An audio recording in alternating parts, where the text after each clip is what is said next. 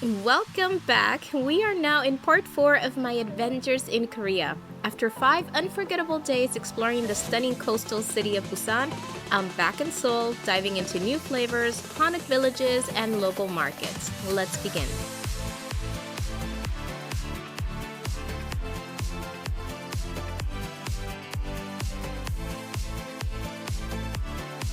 When we came back, we stayed in a real Hanok in Bukchon. It had wooden beams, sliding doors, warm ondol floors, and a peaceful courtyard. There are a few special rules like taking your shoes off, keeping noise low, and being careful with the space. Overall, it's a beautiful way to feel a bit more connected to Korean tradition. Honestly, such a unique experience. So here's the kitchen and a jacuzzi in the kitchen. That's so cool. All right, now out to explore the area. And as usual, raining. At least it's not snowing. It was snowing yesterday in Seoul. I have a feeling I will catch a glimpse of snow before leaving Korea. So let's see.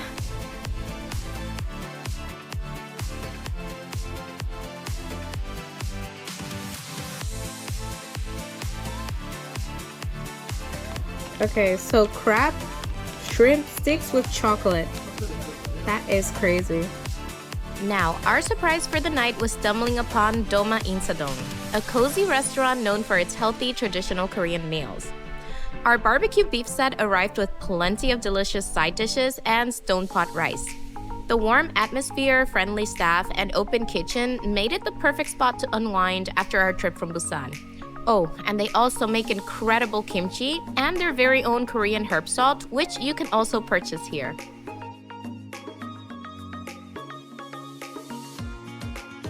This place looks amazing. Cafe Layered is a stylish dessert spot in Seoul famous for its English-style scones, both sweet and savory. The cozy vintage interior gives off a European vibe, perfect for photos and dessert lovers. They also serve rustic cakes and treats with a British twist. It usually gets crowded, so I came early and skipped all the lines. I opted for their Earl Grey scone, and I think it has been one of the best I have ever tried.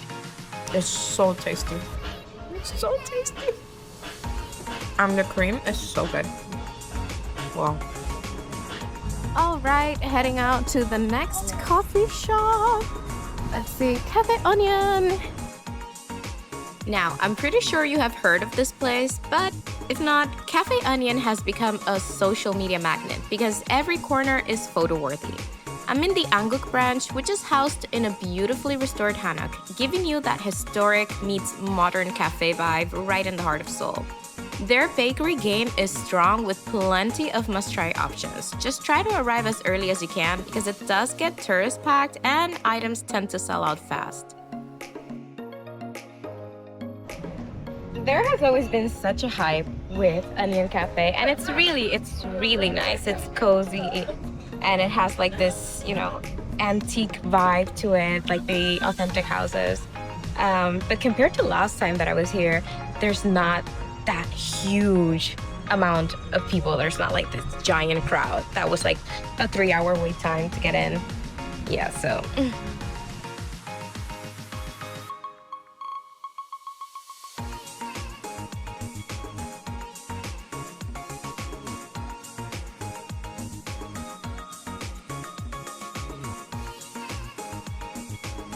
Now, a quick tip in case you rather skip the crowds is heading nearby to Amore Napoli, a southern Italian bakery with a charming terrace on the first floor and spacious second floor, where you can indulge in unique desserts and drinks reminiscent of Italy, or a great variety of delicious baked goods, including pastries, pizzas, or even brunch plates. I was quite full already, but wanted to share the spot with you too. Okay, so this is the Hansik Space Eum, and it's all an exhibition of Korean food and traditional drinks and pottery, and it smells so nice here. Like, you can smell homemade dishes. I can't even explain. and everything looks so neat. The Hansik Gallery operates as a cultural hub dedicated to Korean cuisine and food culture, managed by the Korean Food Promotion Institute and recently opened in August of 2022. Featuring permanent and special exhibitions on traditional cuisine, ingredients, and regional flavors. At the Seoul Gallery, visitors can explore and taste traditional Korean liquors, teas, and sweets while learning from expert sommeliers. The Hansik Learning Center offers hands-on cooking classes using seasonal ingredients and fermented foods. And the Food Library holds over 2,500 books on Korean gastronomy, open for everyone to enjoy. There's a big location advantage because being in Bukchon means that you can tie this visit to other cultural stops, historic Hanok alleys, palaces, traditional tea houses, so it makes it ideal for a deeper Seoul experience.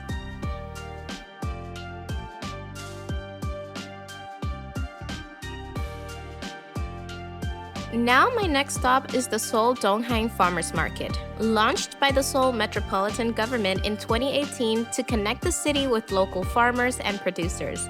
It's a great spot to find fresh produce and seafood from all over Korea while supporting small and mid-sized farms. I love how it brings together both urban and rural communities. Plus, everything here feels super local and high quality, and it's something new to check out when you come and visit. Okay, so mostly everything is in Korean, so I cannot really understand. I would have to be like translating everything. I wish I had more English. It happens a lot in Korea.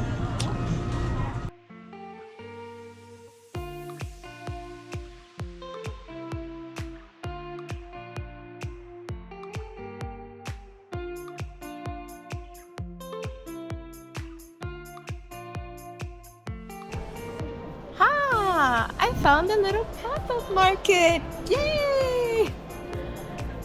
Oh, these look so nice.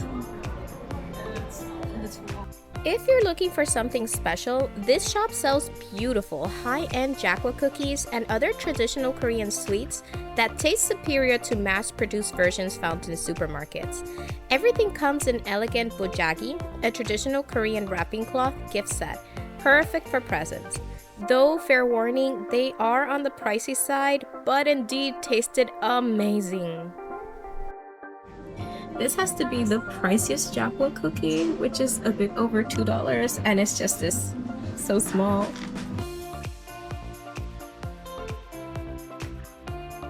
Now moving on to Insa-dong, a neighborhood in Seoul known for its blend of traditional and modern Korean culture, located in Jongno district. It's a popular area for experiencing traditional arts and crafts, with its main street, Insadong-gil, lined with traditional tea houses, art galleries, antique shops, and unique souvenir stores. The area is also known for its street food, traditional restaurants, and a cultural atmosphere that is especially vibrant during street festivals on weekends. I had a lot of fun just exploring the area, so if you want to be a bit outside of Myeongdong or Hongdae, this street is pretty cool. Now, let's talk about Dongmyo Flea Market, one of the most fascinating and lively spots in Seoul. It's a treasure hunter's paradise packed with everything from vintage clothes and old vinyls to antiques, cameras, and quirky collectibles you'd never expect to find. The atmosphere is full of life with local vendors chatting, bargaining, and sharing stories behind each item. Even if you're not shopping, just walking through the narrow alleys feels like stepping into another era of Seoul. It's such a fun and unique experience, and I actually made a separate video all about my visit to the flea market. I'll link it at the end of this video so you can explore it in more detail.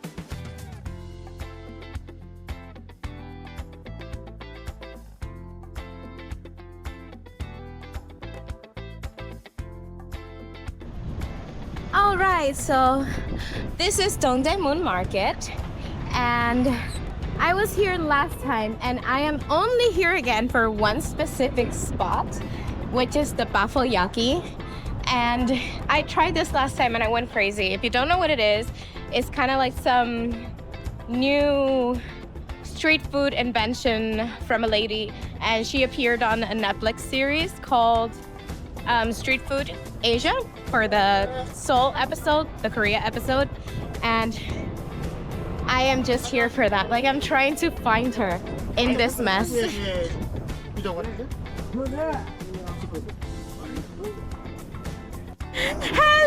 again! Yay! I'm so happy! This is not a traditional Korean dish, but rather a creative invention by the stall owner Jongno-gu. The name waffle comes from a mix of baked and waffle, and yaki likely comes from the Japanese word for grilled, reflecting the cooking method in a pan and possibly the use of fish flakes, which are common in Japanese cuisine as well. It is described as a mix of seafood and breakfast elements. With leftover rice as a base, the dish is known for its unique combination of flavors and textures, and slightly spicy notes. The main ingredients are cabbage, eggs, and you can add squid, shrimp, or bacon. The owner is well known for her hospitality and pride in having her dish featured on the Netflix show. Honestly, if I could pick one snack to take home, it would be this one.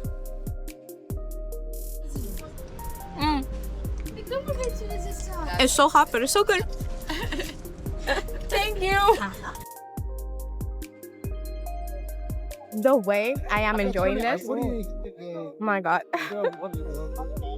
I've been dying to eat this again. It's so good. Netflix actually got it really, really good this time.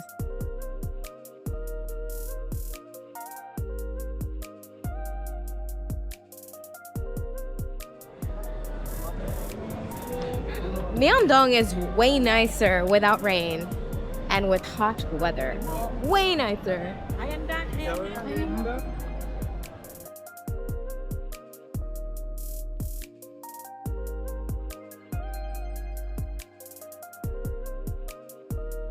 This place just brought back so many childhood memories for me. It's impossible to miss with its bright pink exterior. It's like a Hello Kitty dream come to life. Inside, everything is drenched in pink vibes, from cute walls and cozy chairs to the adorable themed food, plus a shop with exclusive Hello Kitty Apple Cafe merchandise. The Myeongdong location officially opened on February of 2025, so it's a super new spot to check out if you're a Sanrio fan like me.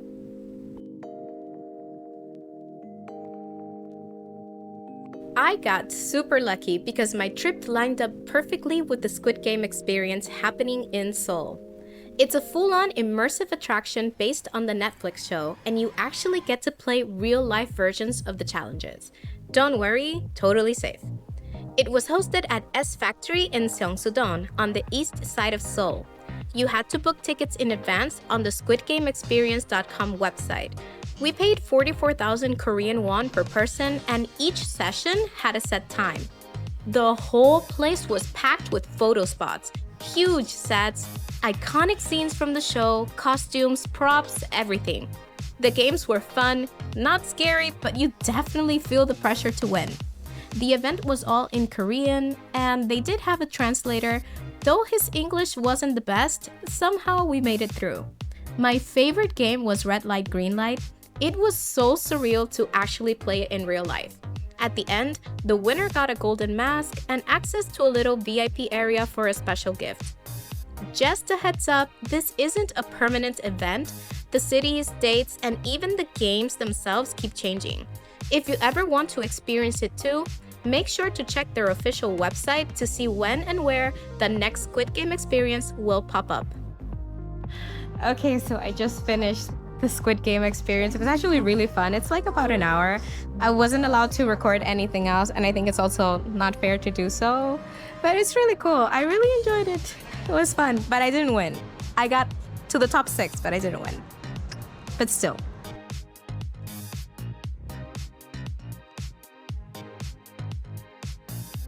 Oh, that's so cool. I think I might try that.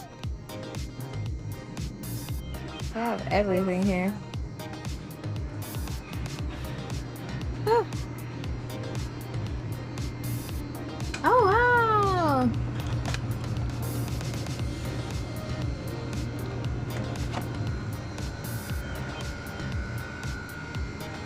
It's energy drink. Thought it was beer. But they even have fried chicken.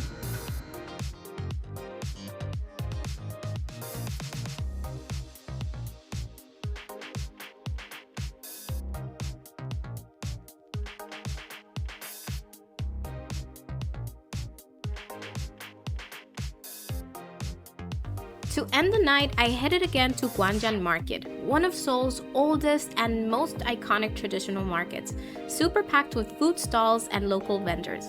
You can squeeze into tiny counters, watch ajumas cook right in front of you, and try classics like tteokbokki, kimbap, and warm knife-cut noodles. As I arrived, pretty late it seems, I couldn't show you all of the wonderful things to try. But don't worry, I do have another video on my channel where I rate all of the Korean dishes I tried for the first time, and a bunch of them are from this market. So if you're curious, make sure to check it out next. So it's the second time I tried coming to this market, and it's closed. Almost like most of it. I don't understand. It used to be open like every day. So after my disappointment with the market, Gwangjang Market twice, I'm ending my night with an ice cream, and I have to say, black sesame ice cream is totally underrated. This is really good. It's really, really good. That is all for part 4, and I'll be working on the final video, so stay tuned. I'll be adding additional info about locations in the description box. If you're a real one, you're gonna like this video. And if you're a real one, then you'll go ahead and subscribe. Thanks for tuning in, and I'll see you soon in part 5.